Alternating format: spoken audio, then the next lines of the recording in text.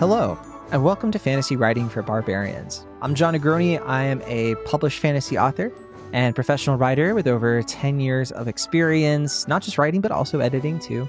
And I want to do something a little different today, take some of that experience writing and maybe walk you through some of my creative process. We're actually going to take a look at some of my own writing for once. And I know what you're thinking, like, John, can you chill out actually? Because we get it, you're super egotistical. But I'm not trying to show my own writing to be like, ooh, look at me. If anything, me looking at my own writing only invites me to kind of criticize myself a lot. So there might be a little bit of that at least. But also, I just think it's interesting to maybe take a look and answer some questions of, okay, why did I do this? Why did I do that? It's something that I've always really liked as somebody who, ever since I started writing prose myself a little bit more consistently about 11, 12 years ago, I remember really, really enjoying the podcasts and the videos and stuff of creators like Brandon Sanderson, like the other folks on writing excuses and stuff like that, who would really get into the weeds on their writing process, their creative process, what kinds of specific things kind of inspire them. Because it's not that I would copy them or replicate it, but it would inspire me to start thinking of my own kind of thought process and feeling a little bit more confident and well-versed in all the different ways that different people get to a place where they can put a bunch of words on a page and not hate it. So that's what we're going to do today, because I do write a lot. I write a lot of short stories. I'm usually working on several things at once, novel-wise, and also online media and things. I am writing a lot, and it might sometimes seem like I'm just kind of writing things and not editing it or revising it. But I do want to show, okay, this is the kind of thought that I put into stuff. And it might be very different, of course, from what a lot of you, might get. And I also think too that you might look at this excerpt with me and pick out some things of oh, John didn't even notice that. You know what I mean? So it's certainly one of those cases. So I'm definitely opening myself up to a fair bit of scrutiny here, but that's okay. I think that that's healthy. And don't worry, I can take it. But we are going to look at one of my most recent stories, actually. I was thinking maybe we could do one of the ones I recently published in a magazine, but I thought it would be more fun actually to actually look at something that I didn't share with anybody else before I published it. One of the rare times that I published something and I didn't have an editor, I didn't share it with any of my, typical friends and beta/alpha readers. This was just something that I wrote up because I had an idea and I was like, I just want to write this and publish it. And yeah, I don't do that a lot. Sometimes it's kind of freeing. And then I got all the feedback and reaction after the fact when it was too late, which I don't usually do that for a reason because it's a little frustrating. I like to change things and fix them. But in this case, I'm pretty proud of this story. I published it last week on my own Substack. I have a Substack called Cetera. That's where I put a lot of my short stories. And it's really a place where I like to write a lot of things. Sometimes I don't want to just submit to everything. Sometimes I want to be consistently releasing things. So sometimes I write a story that I think is a good fit for my Substack because I feel like people will enjoy it. And it's not necessarily something that I wrote in mind for, some magazine or journal or whatever. I just wanted to write it. So this is one of those. And let's take a look at it now. I'm going to bring it up. And in case you didn't hear me the first time, this is a website called Cetera.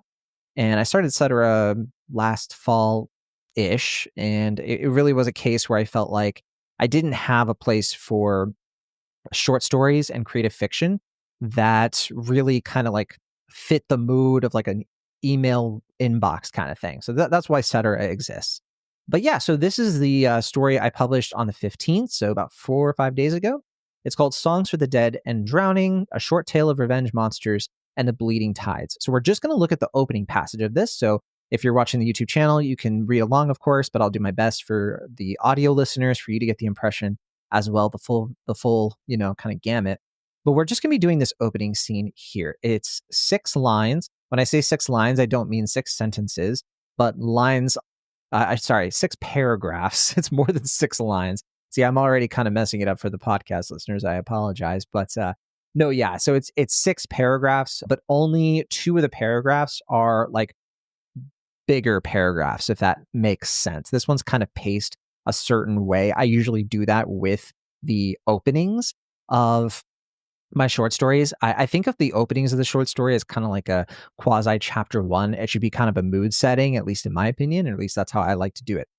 But let's start, of course, with the title. The title, and I have a little thumbnail here. And for the title, I wanted to evoke several things. Now, at first glance, we'd be like, well, yeah, dead and drowning. That tells us a lot. It tells us, okay, violence, but also drowning kind of invokes, of course, this is like a sea sort of tale. And then once you see the thumbnail, that should kind of drive that home, echo the title, but then also we see like a red silhouette of a mermaid. So kind of a demented Starbucks cup thing going on here. But that kind of lets you know, like, okay, this might be like a mermaid horror, and songs for the dead and drowning. That might evoke, of course, songs. So sirens, right? And I did that on purpose because I, of course, wanted to make sure that people this could be easily, marketed and shared with people who'd be interested in it, right? And I know I've talked about this on the show before, but one of the things I really like to compare or think about when I'm doing any kind of like opening first page is just always think about the impression that the reader has when they read the title and they see the cover design, because it is similar to like when you go to a bookstore. When you go to a bookstore, you see the title, you see the artwork, and you what section of the bookstore it is in, the author. All of these are cues. They're little hints to the reader of what to expect. They're promises that, as Brandon Sanderson would say, that set up what people hope to read if they start reading, right? Like, well, this looks like a mermaid horror. This better be a mermaid horror, that kind of thing. And then if it didn't do that for too many people, I would, of course, have good reason to course correct. But okay, so let's take a look at the opening lines with all of that in mind. So the first line here is, they're tying the nets wrong again. And then after that, we have a paragraph. And I'm just going to read it straight on, and then we'll go through it piece by piece. So I'll start over, in fact. They're tying the nets wrong again. Sloppy work, all float and no weight. I watch from the reef, teeth bared in the foam, as their hooks snag coral and nothing else. Their boat rocks with matched arrogance, too shallow for fish, too loud for ghosts. Men like that don't really fish, they take. The tall one spits a guava seed into the sea. I catch it on my tongue. They don't see me, they never do. Not until the red starts blooming. Not until the smile, wide as a sandbar, comes crawling up out the waves with the body it belongs to. Not until the net pulls back empty, and they hear the first scream from the hull and know it was never theirs to cast. Men used to ask for our siren songs. Now they ask if we are real enough to kill them. All right, so if you haven't gathered by now, I have a lot of problems, issues, hangups. There are things wrong with me, yes. But okay, overall, this is the entire short story in summation is maybe somewhere between 10 and 15 minutes of a read. It's not super long. And I forget how many words, in fact, it is. I'd have to look it up. But it's a very quick one. Hence, short story. It's almost a flash fiction, in fact. But yeah, in terms of this opening line, let's start there. They're tying the nets wrong again. Now, I don't want to go into a rant because we don't have that much time, but I do have my own philosophy when it comes to opening lines that, to be totally frank, has been evolving over the last year or so. And specifically, there are times when I'm reading books, essays, manuscripts, what have you, and the first line tends to be super shock value. It's very like, you got to get their attention. You got to say something wacky and unpredictable. You need to do something that's like, and then everyone in the gymnasium exploded. Like, you need to do something that's, and I get it, right? Because you want to grab people's attention. People have short attention spans. You need to do something. I think the problem that I've been thinking through, especially lately, is that if you do a shock value first line, you are making things difficult for you in another respect. And that is, you are making it harder to maintain the level of that shock value for the rest of the piece. If you start off with a bang like that, and then the next line is like a huge step back, and you're just like, the first day of school is always the most difficult. Like, the thing that bothers me about it sometimes, not all the time, is that it can feel a little bit like whiplash. Like, you just did this first line, it's so explosive. And if you don't handle it right, a lot of the time the shock value feels cheap. It feels like, all right, you have my attention, now what? And then the next thing they say is like, okay. It doesn't quite grab the attention in the same way. I for one, I like to focus, especially these days, on opening lines that get you asking questions and get you interested enough to ask questions to slowly build you to a point where you get hooked, rather than trying to just blow it all into one line and be like, if this line doesn't do it, it's all or nothing. If this doesn't hook you, then that's it. They're not going to read the whole thing. And the problem I've been thinking through with this is that that's a lot of pressure to put on one line. But look, it is important. You want your first line to be great, but you also just want the first line to invite just a little bit of curiosity, just enough so that the next sentence doesn't feel like all or nothing stakes. It just feels like, all right, you bring something up, invite maybe a question and some curiosity, and then pay it off. Pay it off in the next sentence while introducing some more tidbits, and then keep going from there and keep building and keep building.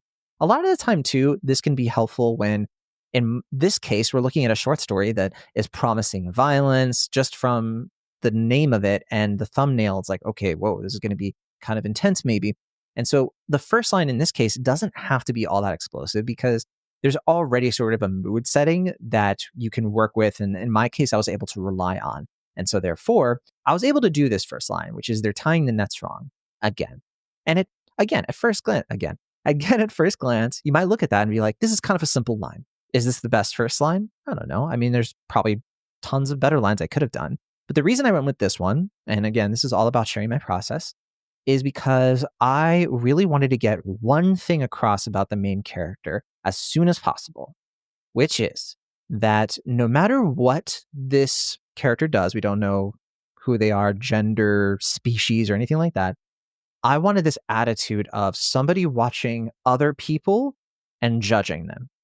That feeling is a very accessible emotion.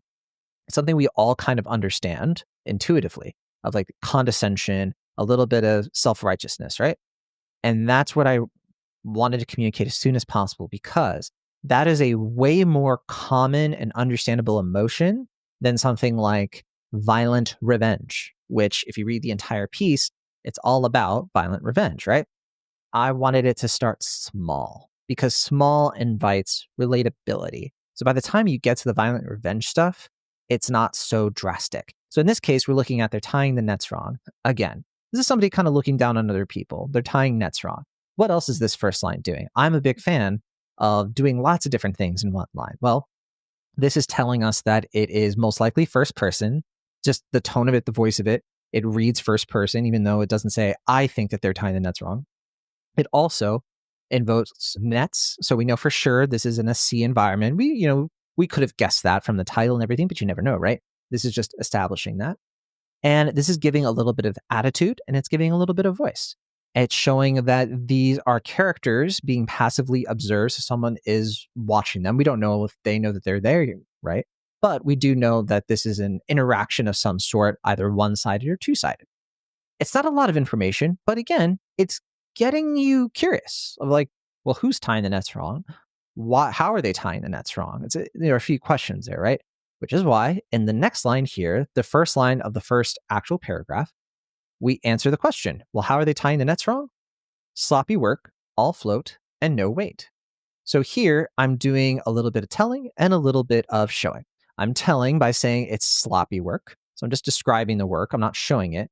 But then I'm doing a little bit of showing. All float and no weight. That's giving a little bit more of what's happening in action so that you can picture it. I mentioned this, I think, in the last episode or the episode before, that I really prefer showing and telling kind of balanced together. There should, in my opinion, be showing and telling all throughout the piece. There should always be some kind of balance. Sometimes it's going to lean much heavier in the other direction or in one direction over the other. That's totally fine. But I think the ideal is to go for balance, right? So that's what we do. We answer this question. That's how they're tying the nets wrong. Okay. We still have other questions though. So what happens next? I watch from the reef, teeth bared in the foam, as their hooks snag coral and nothing else. All right, so we've answered another question. Who is watching them tying the nets? Well, now we know not only is this somebody who is watching from another location, but this is somebody who is probably a sea monster. They're watching from the reef, which means they're in the water somehow. This is somebody whose teeth is bared in the foam. They're literally like, they must have gills or something. How is that possible otherwise? And then we kind of finished this other thought because I want to make sure we're answering lots of questions here. I got to bring other things up too. And we need to keep bringing things up so that the reader is still getting new information. Well, I add here, their hooks snag coral and nothing else. So this is doubling down on the first part, which is they're tying the nets wrong. And now we are doing something kind of sneaky and subtle here. And this is something that I wanted to make sure I had. Not only is this character saying they're doing it wrong, but then we're showing that they're right, because if they were wrong about this, let me explain it a different way. They're saying that they're tying the nets wrong, and then what happens? They're not catching anything. So the idea is that whoever's watching them is more competent than them. I'm setting up a power dynamic, and I'm making it so that you understand, even if you're not picking up on it consciously in the moment, that this is a character who knows what they're talking about. They're not just criticizing for the sake of criticizing. There are results backing it up. And I've given you the impression that this is some kind of sea monster. So this is, 1, 2, 3, 4 sentences. One of those sentences was one word. One thing I really want to get across here too before we keep going, and like look at that, 4 sentences, and we already have so much information. We have kind of the scene. We have some imagery. You're probably picturing some things, the teeth buried in foam, for example, the fact that it's a reef. You see nets. You see a group of people, probably sailors. They're failing at their job. And again, 4 sentences. One of the sentences was one word. Making the story move like that. We're doing a lot, right? Not a lot's happened, but there's movement. People are moving around. There's something lurking. This is what gets a reader to kind of just be like, whoa, like, okay, I'm in it, right? What's going to happen next? And I think one thing too that helps that movement, feel possible is that we're starting with confident interiority. The lines here are telling us that we're in the head of somebody who is knowledgeable, but also has some grievance, some interesting grievance. And the most important part, I think, here is that we have short sentences. They're carrying a rhythm. Of course, they're not just short staccato. There's a little bit of a rhythm to them. The point is that since it's first person narration, we can get away with shorter sentences and we can avoid the run-on sentences unless we really need them. One thing I really, really don't like when I'm looking at manuscripts or just reading traditionally published stuff, and I struggle with it, is these run-on sentences early on, because it's too much for the reader. They're just getting into your story. So it's hard for them to, you're giving them tons of information. They're not totally immersed yet. It can be kind of tricky. It's like, oh my gosh, this sentence just keeps going and going. But breaking things up and kind of just, rather than taking a big bite of your story, they're doing like little bites, little bites, little bites. There's an art to it, of course, because it's very easy to write short sentences that feel very amateurish, where your prose kind of suffers. And look, I'm not saying the prose here is amazing, but I'm proud of this prose because I'm trying to find different ways to word things that do feel like they have a little bit of style, a little bit of flair. It's not literary. This is not I'm not trying to write a literary story here. I'm trying to write something a little pulpy, a little fun, and has some bombast.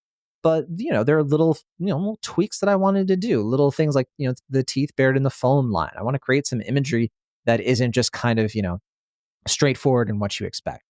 So, and then in this line here, sloppy work, all float and no weight. I think another aspect of this I want to lean in on is that when you use like concrete metaphors, they can really teach you a lot about the world plus the character. And that's super helpful because it's shorthand for the world building. When you say all float and no weight, because it's creating the scene in your head, you're letting the reader intuit something about both fishing itself, but then also the power dynamics I was mentioning before.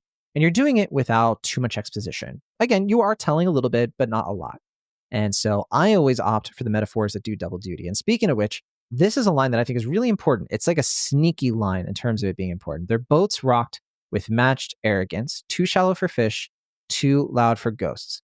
So on the one hand, I will say my big criticism myself here, what I could have done a lot better here, I think this line here, too loud for ghosts, I could have done a much better job with this. When I was rereading it the other day, I was like, that's a little bit too aimless. I probably should have been a little bit clear with what I was trying to do there. So I don't love how I handled that. And like I said, I can criticize my own stuff, unfortunately. Why can't I just be nice to me? But no, I'm being plenty nice to me, actually, but before all that. But this stuff here, at least, their boat rocks with matched arrogance. So this is doing a lot. The main thing that I wanted to get here is I wanted to set up a metaphor. I wanted to set up some symbolism and foreshadowing at the same time. When we say their boat rocks with matched arrogance, there's a little bit of telling here. Arrogance. We're not showing the arrogance. We're just saying they're arrogant. But we're saying they're arrogant from the perspective of somebody who is judging them, right? And somebody judging them who we've shown is competent. And this part here, though, their boat rocks. Not only are they not catching fish, but the boat is rocking on the ocean. And just that little subtle bit of showing that this is a boat on the ocean that is arrogant, it's not catching anything, and there's a little bit of like the ghost imagery of maybe foretelling death, right? This is setting up this idea of they don't know what they're doing and they're in a whole lot of danger. The sea is their enemy. This idea of like a boat not really handling itself and the precariousness of their situation. This was really important to me because I almost didn't include this line, and I really wanted to make sure that I set it up better, that a lot of this is tying into one of the main themes. And then we end with a theme here. Men like that don't really fish, they take. That's one of the main themes too, right? Men like that don't really fish. We're talking about the environment, but we're also bringing in feminism. Clearly, this is a character who is probably a woman or female coded, right? Probably not a woman because, as we've kind of established, not human. So a female sea monster, probably a mermaid / siren based on the other clues we've gotten. But we are introducing one of the main themes here, which is that this is meant to be a fast-paced feminist revenge story. We haven't gotten to the revenge part, but we've gotten the feminist part. We have a little bit of the environment. Eco horror was something that I wanted to do here as well. And this cementing of the theme is important because the earlier I do this, the easier it is for me to build upon that theme for the rest of the piece, to prove it out, to show it in action. This is the thesis statement, if you will. If you remember writing essays in school, I don't know if a lot of you did, but when you wrote an essay in school, usually the first part of it, the introduction, had to have a thesis statement, something that kind of sums up the argument that you are making. And this is the argument this piece is making. Think of it how in like a screenplay, you're supposed to write scenes where the first chunk of dialogue should have the thesis in it somewhere. The thing that sort of sums up the entire scene. What is the point of this scene?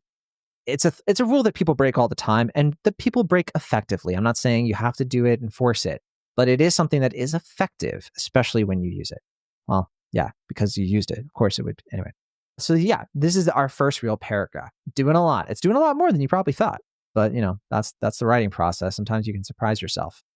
And then we had this little line here. I really like this line because I think this one is just showing that we're going to have a little fun, that, yeah, this is going to get a little gross, but also this whole thing where this creature is able to catch a seed with their tongue when it falls into the sea, it just kind of shows that they're just a little bit like too cool for school, I guess, too cool for a school of fish, just in the sense that, like, first of all, that takes a lot of dexterity, but also I just liked this idea, this kind of just, like spitting a seed into my ocean, catching it, doing something gross because you're more grossed out by what they would do to the ocean. And you're a character who cares more about your environment than your own kind of hygienic standards, I guess. And I just thought, what a fun way to kind of just like bring that in, because we just introduced this theme. Men like that don't really fish, they take. The next line after they take kind of shows what this character is talking about and showing that they are a reliable narrator in this respect. Because what happens? Somebody's spitting a seed into the ocean. Yeah, seed is organic, it's biodegradable, but it still is like a sign of disrespect, right? Disrespecting the ocean. No wonder they can't catch any fish. No wonder they can't tie the nets wrong. They don't know what they're doing. And their boat is literally on this, it's like rocking, it's on choppy waters, it could sink any second. This is the mood that I want to do, the tone, this idea that these people suck. So what's coming to them is going to be justified. Is it actually justified from an ethical and moral perspective? Who knows? You're supposed to read the story and talk about it and be like, is this author doing something? Are they cooking or are they burning the kitchen down? That's kind of the whole point. Even I kind of wrote this with a little bit of like, I want to go as far as possible and really push myself with these themes and be a little bit harsh with it and maybe invite some controversy and discussion because I think it's an interesting topic, right? And I think it's a very interesting thing that can be tough to talk about. If you go for the super safe and bland, boring thing, that's not going to do too much, right? It's not going to stick in people's memories, but it's difficult. Because you have to do it in a way that's tasteful. You have to do it in a way that doesn't look down on people, that isn't, doing what these sailor guys are doing, which is just disrespecting the environment, disrespecting the people engaging with the artistry itself. It has to come from a place of honesty. And in this case, honesty should be about, really tackling a real emotion that's deep down. Maybe this person or sea monster, whatever, isn't justified in how they feel. Maybe that's what this story is about. We don't really have that point of view yet, right? This opening is just supposed to bring you in to help you get into their head. They could be a likable protagonist. They could be a villainous protagonist. We don't know yet, but we do have a sense of like, this is their motivation. And so, yeah, I like that line. And then we can quickly go through the rest of this, I hope. But this next paragraph here, this is our second, like more full length paragraph. They don't see me. They never do. Not until the red starts blooming. This is just another example where I really wanted to up the prose. I didn't want to just say, not until blood is in the water. I wanted to be more interesting. What would be more different, right? What would put more of an image in your head? Well, you can think of it as the red is like blooming. You can immediately get like that imagery in your mind, right? And there's a creepiness to it. Think of things like Jurassic Park or, Jaws, where you just suddenly see, the blood is kind of very Spielberg. And I also wanted to establish too that, like, of course, to this creature who we'll find out is a mermaid, yes. To a mermaid, well, maybe their blood isn't red, right? So why would they say blood necessarily? You could maybe read that too if you want. And then also kind of showing that like they don't see me, they never do, which does two things. It shows that this person, probably a she is probably pretty good at hiding and kind of staying hidden. And we kind of get the sense, because we already got the hint, right, that the teeth buried in foam hinted this is a predator. Here we're like, okay, yeah, full on, this is Jaws. This is a mermaid horror, because they don't see her, they never do. And when the red starts blooming, she's on the hunt. There you go. So we're just kind of, some of these questions have been answered, but sometimes you need to really just like confirm it. I get, not even confirm it, but more sort of like really sell it or really make sure everybody gets it. Because sometimes people read things too fast. And so there's a balance to it. And then this next line here, not until the smile, wide as a sandbar, comes crawling up out the waves with the body it belongs to. My main thing here, and I could criticize myself a bit on this line. I think I could have done this a bit better too. I don't love the way I worded this, but this idea that like, not only is she a predator, not only is she, killing, but she's smiling while doing it. And that is showing that this is kind of like, this is sort of like a justice or revenge tastes so good kind of story. And so I wanted to make that clear too. I didn't want the morality or the the justifications and all that stuff to be too much in question, unless you're the reader being like, is she going too far? So there you go. But I could have done better. I mean, why does a sandbar? Yeah, it's a little amateurish. Comes crawling up out the waves with the body it belongs to. There are all kinds of things I could have done with this that could have been even more kind of like lush. I could have done something even more kind of like stick in your head, but I didn't. I'm not, I'm not the best writer in the world, that's for sure. Sometimes I just kind of go for it, but yeah, that's not my favorite part of this. And then the next line, not until the net pulls back empty and they hear the first scream from the hull and know it was never theirs to cast. Maybe I was a little bit lazy with the line before this because I liked this line more. This idea that they pull the nets back, it was never theirs to cast. And in the middle of this thought, you have this idea of like the first scream happening. So it's happening while they're just like pulling up their nets. And so I just wanted to, again, do some foreshadowing here, because the violence that's about to happen doesn't happen immediately. We get some kind of like mood setting, atmosphere settings and all that. But here I wanted to kind of bring it like, yes, there is going to be violence. Don't worry. I'm not going to pull the wool over your eyes or the rug out from under you, whatever the metaphor is. But then, yeah, this idea of like one person screaming while they're in the middle of things, I just wanted to invoke that quick. And then this last part, we have 3 sentences. They're all short. Men used to ask for our siren songs, paragraph break. Now they ask if we're real enough to kill them. So the whole point of this was world building. Yes, these are sirens. And yes, sirens have songs. And we also get a bunch of kind of history and stuff kind of layered in here too, that sirens have been a thing. People know that they exist. It's not a big surprise that our main character is out here, but maybe some time has passed and they're not as common anymore. Why aren't they as common anymore? Well, maybe we'll find out, but you could probably read from this and be like, oh, maybe they were more common, but this enmity between sirens and humans has maybe led to a lot of bloodshed in the past. Maybe there aren't as many sirens anymore. You could be thinking about all these things, right? And this line here, now they ask if we're real enough to kill them. So clearly they see sirens as a threat. Why shouldn't they? We're about to read a whole story that kind of proves that out. So there you go. That is the opening for Songs of the Dead and Drowning. Again, if you went through this with me and you're just kind of like, John, I don't know what to tell you, man, but that was not it. I understand. It's okay. Not for everybody. But if you do like mermaid horror, hopefully it's something that you might have checked out already or you're about to, and hopefully you liked it. It is on my Substack. I'll leave a link to it if you want to read the whole thing. But yeah, this was fun. I could definitely do other, because I have all kinds of different approaches that I do to these things, particularly on other stuff that has been published more traditionally. If you're curious about that and be like, all right, well, this is something you published on your own. What about something that actually got through all the gatekeepers? We could look at something like that too. That could be a lot of fun as well. Especially, I think the most fun for all of you is going to be me being like, I didn't do a good job at this. Because, we got to be honest. Just gotta tell it how it is, right? But okay, that'll do it for today's episode of Fantasy Writing for Barbarians. Please be sure to hang out with us in the Discord. We have a Discord server. Be sure to be nice in the Discord server. We love hot takes, but make sure you're not looking down on other people. You're not bringing some negative vibes in. We all want to have a thoughtful discussion, cool place to hang out. And also, you can email our show anytime you want, fantasywritingforbarbarians@gmail.com. If you have a question that you want featured on the show, we can, of course, accommodate you. We've done a bunch so far. Hopefully, we'll have another kind of nerdy one coming up sometime this week or next. But that should do it for now. Be sure to keep on writing if that's what you feel like doing.